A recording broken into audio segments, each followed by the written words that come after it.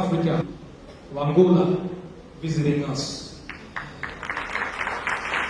Ladies and gentlemen, please make a warm welcome for Dr. Ana de Lorenzo from Angola.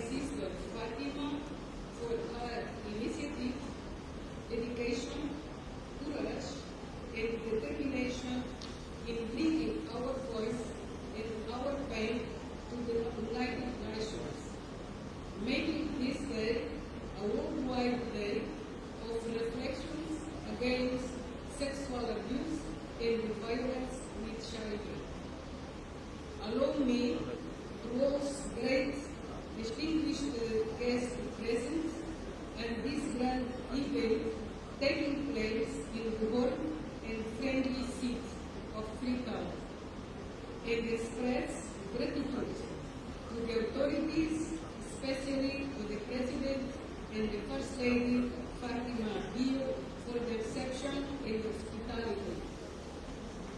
Child exploitation, abuse, and sexual violence are just some of the various forms of violence against girls and boys, with alarming repercussions such as a family abandonment, invasion of parenthood, physical and psychological abuse, child labor, kidnapping,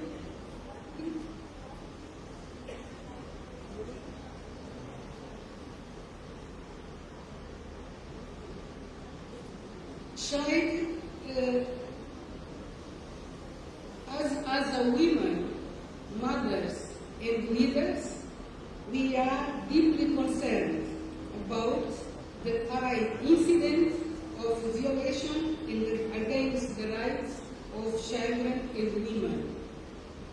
The abominable forms of family violence, sexual abuse, homicides, and child trafficking, and forced marriage compel us to demand the right to justice. Allow me to emphasize the importance of this occasion and the reinforcement of promoting gender equality, because the causes of violence against children and women are rooted in a parental powers dynamics, age and gender dimension, and inequities that reinforce social disparity. Dependence on adults and with limited capacity in their development, they become highly vulnerable. It is essential to recall that the United Nations adopts the Declaration of the Rights of the Child, defining 10 rights to ensure their protection. After all, girls and boys deserve to live well, happy, and dream of a future filled with love. However, this combination is not always fulfilled, as the violence becomes a violation of human rights, posing a threatening and a costly impact of millions of girls and boys. Excellencies, ladies and gentlemen, in various contexts and scenarios in East and Southern Africa, we witness a strong daily evidence of child violence, both within the family and in conflict environments. In Angola, the situation is now different. Acts of violence are perpetrated by various individuals, including parents and guardians, grandparents, siblings, teachers, pastors, police officers, military personnel, and many others who are supposed to be the protector of children. In Angola, preventive policy and measures have been formulated and adopted based on our 11 commitments to the children. With their implementation, cutting across ministerial departments, Angola to enhance efforts across societal institutions, family, public and private companies and churches, launched from March 2021, National Campaign for the Prevention and Combat of Sexual Violence against Children, based on consultation conducted in the community regarding beliefs and cultural practice that foster violence against children. We acknowledge the negative impact and the physical and emotional consequences to the Angolan children experience on a daily basis. In 2020, with the launch of the SOS Child Service, featuring a toll-free, anonymous, and confidential hotline in collaboration with the National Institute for Children and the police station, the following cases are reported: 2020, 4,125 cases; 2022, 2,379 cases; in 2024, January to October, 993 cases of abuse and sexual violence. The noticeable migration trend is a result of the adopted police measures and the conducted campaign. Currently, all cases are referred to a specialized service of care, support, and psychosocial assistance to the child and the family. A criminal process is initiated for the criminal accountability for the perpetrator, and the victims are placed in safe location. The protection at shelter centers. Through my foundation and the Wheel of Love, my platform dedicated to children, where they learn to respect, protect, and love one another. We conduct advocacy and community awareness action to promote child protection. We firmly believe in the importance of investing in the education and health of girls and boys, as this contributes to fostering just and balancing the society and gender parity and equality, both in our country and worldwide. In conclusion, we express our determination and appeal for everyone to join forces, working alongside government, civil society, and the other partners. Let us work together in the prevention of exploitation, abuse, and sexual violence against children. This involves raising awareness and providing information to the family and children about existing protection mechanisms, strengthening the control of child movements across borders, and empower law enforcement personnel. Once again, we extend our gratitude to everyone present, and I hope that together we became stronger. God bless you all. Thank you very much for your attention. Thank you.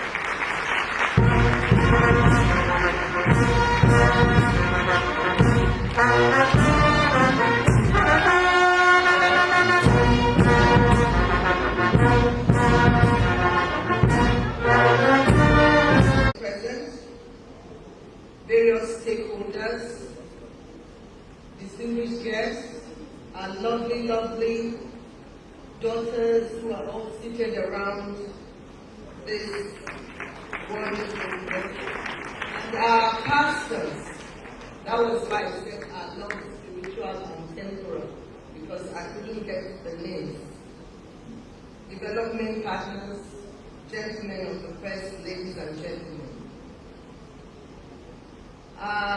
For the young girls who are here, I came to Sierra Leone over 40 years ago as a young girl myself, and that was the picture I took with me out there in the window. Houses on the hill, the Lion Mountain of Africa, my sister called it. And when she invited me, I knew nature called. And destiny has called me back here again. To me, it's a homecoming. So I'm really glad to be here. I am honored to be here to commemorate the anniversary of this day, which was initiated by my sister, Her Excellency Dr. Fatima Madabio of Sierra Leone, and co-sponsored by Nigeria. And we are truly humbled at this gesture.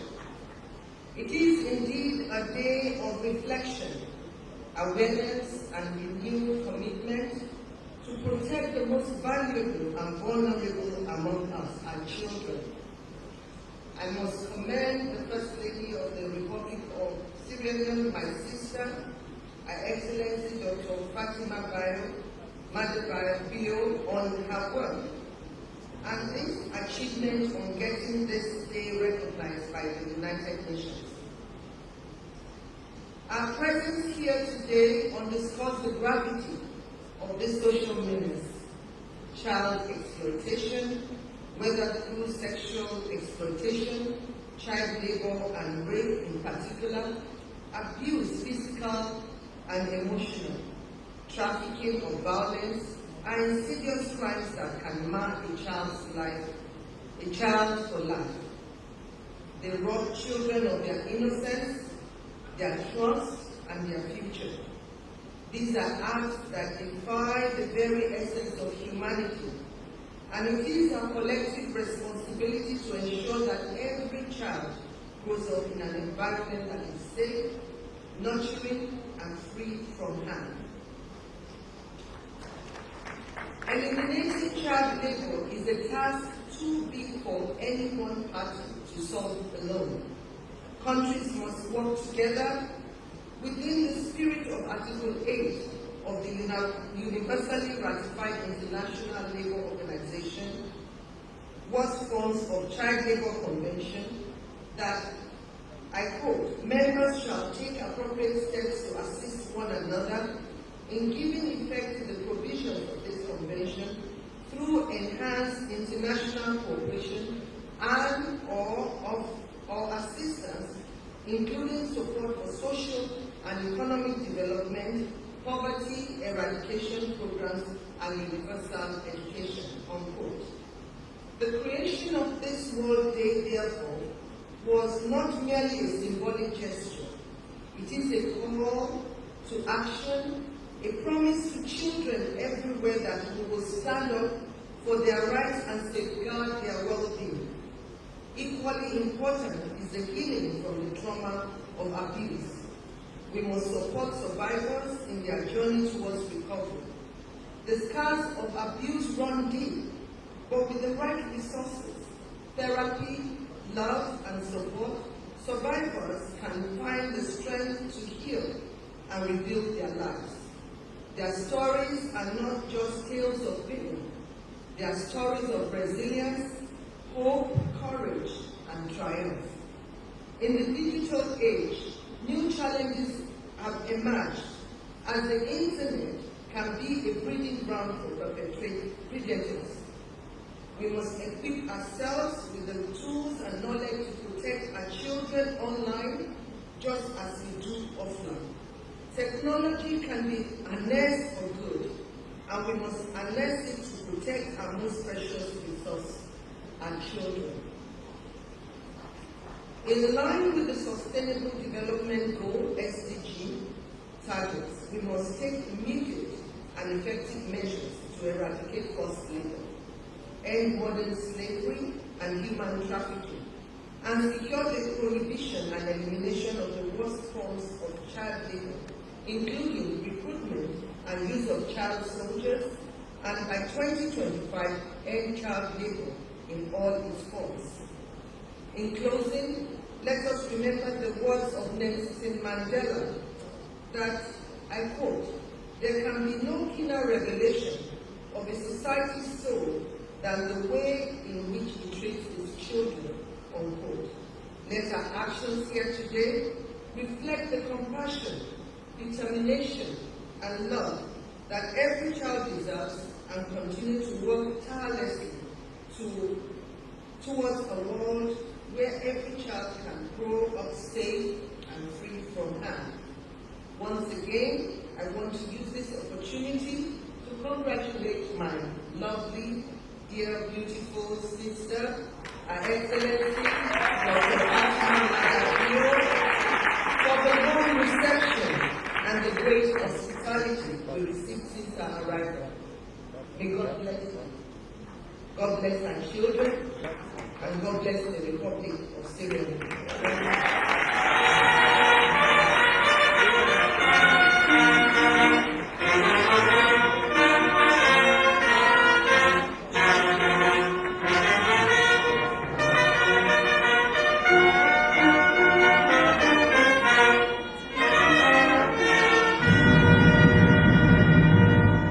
Ladies and gentlemen, one more time, the First Lady of the Federal Republic of Nigeria.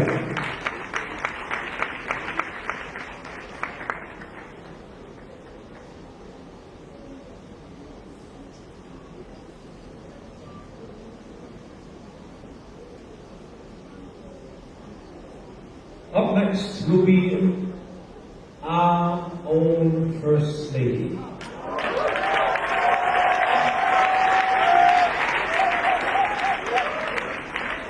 Do I need to introduce her? You know already. Do you want that introduction or you've coming up already? Ladies and gentlemen, please welcome our very own First Lady of the Republic of Sierra Leone, Her Excellency Dr. Fatima Mara.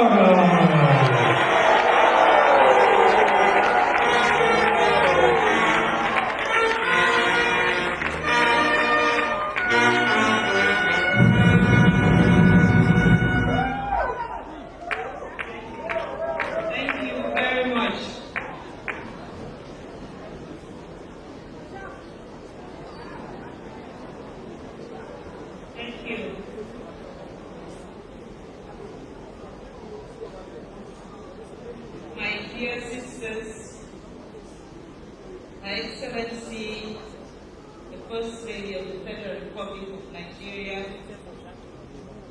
Madam Senator Oluremi Tinubu, OON, CON, my dear sister, Her Excellency Dr. Anna Diaz Lorenzo, First Lady of the Republic of Angola, my Lord, the Chief Justice of the Republic of Sierra Leone, Honorable Justice Desmond Babatunde Edwards, the Honorable Chief Minister, Sege, all ministers here present, distinguished ladies and gentlemen, my children, are we in the house?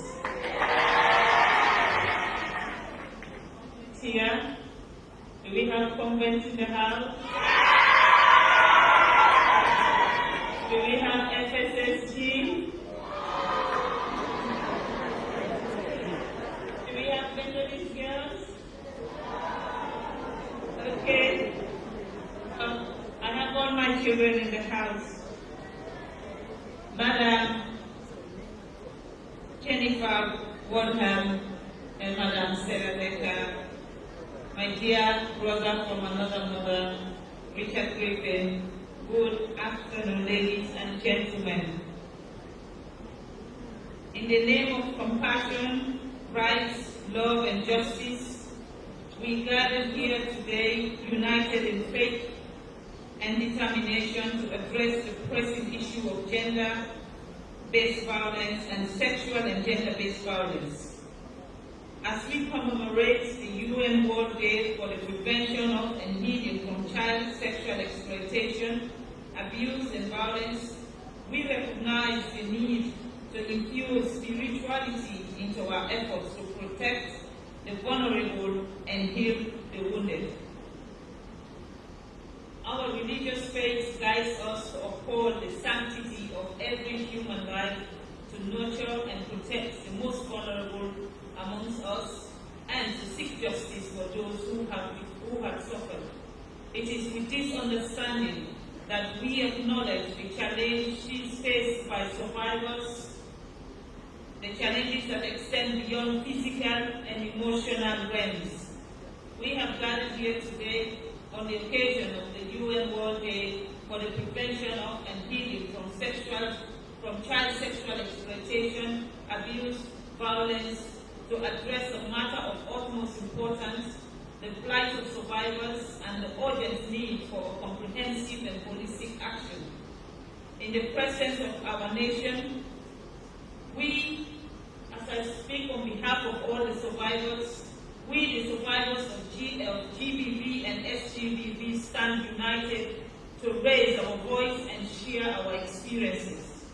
Our message from now on is that you, the perpetrators, cannot break us down, nor stop us from becoming what we want to become. While we commend the efforts of the government of Sierra Leone and its development partners in uplifting the status of women and girls in our beloved country, but even more reassuring is that our situation has been escalated and elevated to a global status. Despite these developments, let us be reminded that the number of GBV and SGBV survivors continue to rise, with adolescent girls being the most affected in our country and around the world. Rebuilding our lives and identifying and identities after such experience continue to be very arduous and difficult journey for regaining trust, rebuilding relationship, but more important, restoring our self-esteem. Even heart-rending for us is the negative perception and stigma we face in our various communities. It continues to hinder our ability to develop a positive outcome and pursuit of our potential, as access to affordable justice and support from our families and communities has compounded our difficulties, with many perpetrators going unpunished. The impact of SGBV on our lives, I'm speaking on behalf of all survivors. The impact of SGBV on our lives is profound and seriously affecting our personal, social, and our spiritual lives. We endure post-traumatic stress disorder, depression, fear, substance abuse, eating disorder, anxiety, prostitution, and even suicidal thoughts. Moreover, the physical injuries and stress caused by SGBV result in complicated infections, including complicated health problems such as chronic pain, infertility, sexually transmitted infections, including HIV and AIDS, and other reproductive complications. Considering the challenges we face and progress achieved, we present the following key demands. We firmly believe that recovery is possible, and our voices hold the key to evaluating our healing process and outcome. We believe this target recommendation will consolidate the gains we are making as humans in our country. To the government of Sierra Leone, we ask you to increase budgetary allocation to the line ministries, departments, and agencies that respond and cater for survivors. We're asking you to develop survivor-friendly policies that ensure safety, security, and well-being of our survivors. Enhance and strengthen coordination and collaboration between and among government agencies to ensure a holistic and comprehensive response to GBV and SGB cases. We want you to develop and conduct comprehensive awareness campaigns with communication strategy on GBV and SGBV laws, rights, and protections of survivors, families, and communities. We want you to develop and establish an effective MME system that records, track progresses, identify gaps, and inform evidence-based policies and intervention. And we are asking you to provide safe and secure life for survivors, access to services, and inclusion in social safety net. Initiate a culture that will change and eradicate harmful social norms and attitudes that perpetuate SGBV and at the same time encourage those that promote respect for women and girls, human rights to advance gender equality. To the Parliament of Sierra Leone, we urge Mr. Speaker and our members of Parliament to make laws, reviews, and enactment of SGBV straightforward and smooth. Enact specific laws that address the unique needs of SGBV survivors, ensuring the rights are upheld and protected. Conduct regular reviews and assessment of existing laws on SGBV with the aim to address gaps and to be in tune with time. Be very receptive and flexible to SGBV bills when introduced in Parliament by our Ministers of Social Welfare and Minister of Gender.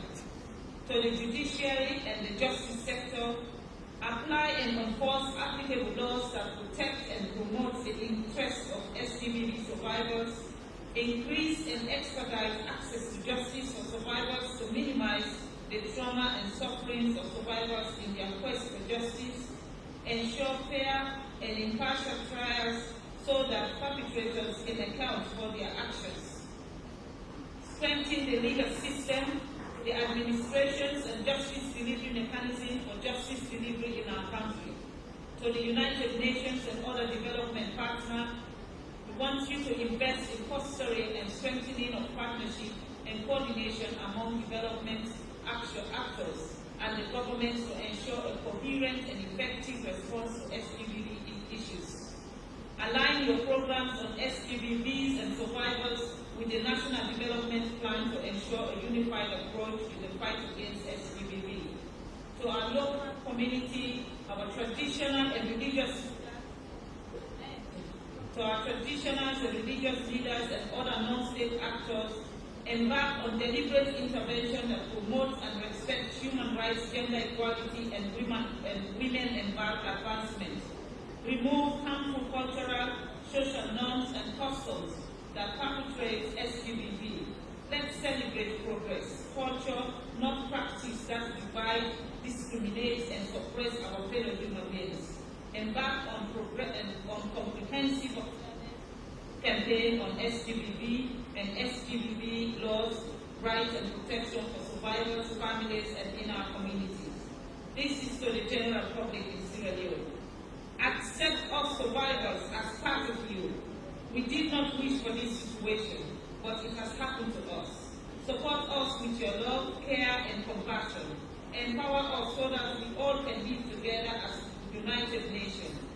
Presented on behalf of the survivors and victims of child sexual exploitation and violence in the Republic of Sierra Leone by Her Excellency Dr. Fatima Malabio, First Lady of the Republic of Sierra Leone, on the 18th November 2023 in Freetown at the Winners Chapel International. At this juncture, ladies and gentlemen, permit me to say to the survivors, you are not alone on this fight. We are with you. We will stand with you. We will celebrate with you.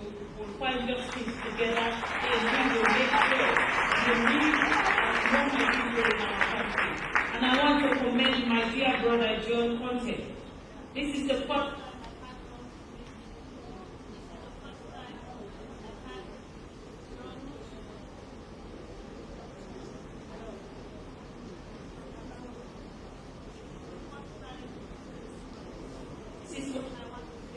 He's a liar.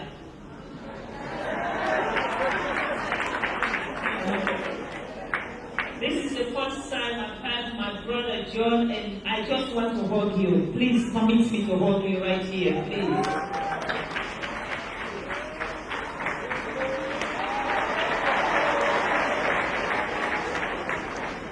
For the survivors, please look at Mr. John Conte and say to yourself, I am a survivor, but I am going to be the most wonderful human being in this world. John has turned his own life around, and today he's here counseling us. You can do the same thing. And I want you to turn on this side and look at Madame Sarah Decker, who is seated right there. She flew in from the Netherlands. She has her own story. She's a survivor, but she's here today to say to you, you are not alone. Look at Madam Jennifer Waldman. Jennifer flew in from Boston all the way here to say to you, you are not alone in this fight. And I want you to look at all the people in this room and say to yourself, we are lucky because we have people that cares for us. I want to take this opportunity again to thank His Excellency retired Brigadier Julius Malabio for providing me the platform to serve this nation. I am humbled and grateful, and I want to say thank you to the Chief Justice. The Chief Justice is one of the greatest he or she I know in this country. Babatune, thank you, Mr. Edwards. You have always championed the causes of women and girls in this country. And to hear you say we are going to have 3 more special courts, and I want you to know, sir, that was supposed to be my next agenda. So I align with you perfectly, because we will have not only 3, but we will have all the special courts that we need in every region in this country, because survivors should not suffer and be victims twice. To my KMB family, thank you. Thank you for everything. You know, when you have the correct pillar, you're not scared to do the work you're supposed to do. Thank you. Winners Chapel International, please, sir. I need to celebrate this man, because this is his first official. He just came and he just took over. And I said, when he came, I said, sir, I want to do this program, and it is aid of our survivors. And he said, whatever it is I will do it with you. At that point, he didn't even know that the First Lady of Nigeria will be here. And I've been his First Lady. But I'm willing, ma'am, to share him with you. Because I know, no matter what I do, you are his First Lady. But as long as he's in Sierra Leone, I am his First Lady. So thank you. I am so humbled. I am humbled thankful that you allow us to be here in your presence, and to all the wonderful church leaders.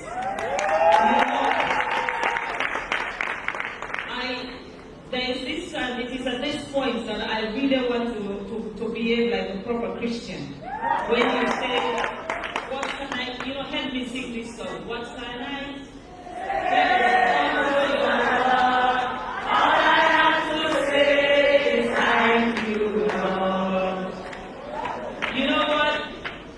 The way the Christian faith has embraced me in this country, from the Archbishop of the Catholic Church to every other church leader who is in this country.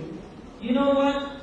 I'm a proud Muslim, but I want to say I am so proud woman to know that the church of this nation are with us, and they stand with us, and they celebrate with us.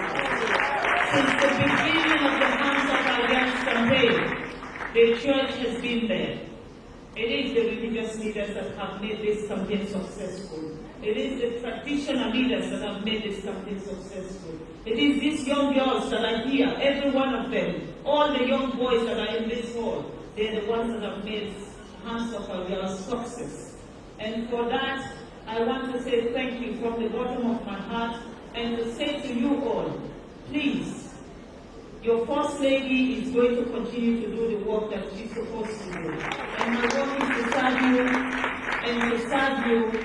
As long as I am here, I will continue to serve you. And my service to you is to fight for your protection, is to fight for your survival, and is to make sure you know that you are not no one's property. You are a woman of substance, and you are going to be one of the women that will change this country. And I want you to look at the person next to you and say, I am special because God has created me this way. I am a woman, does not make me weak.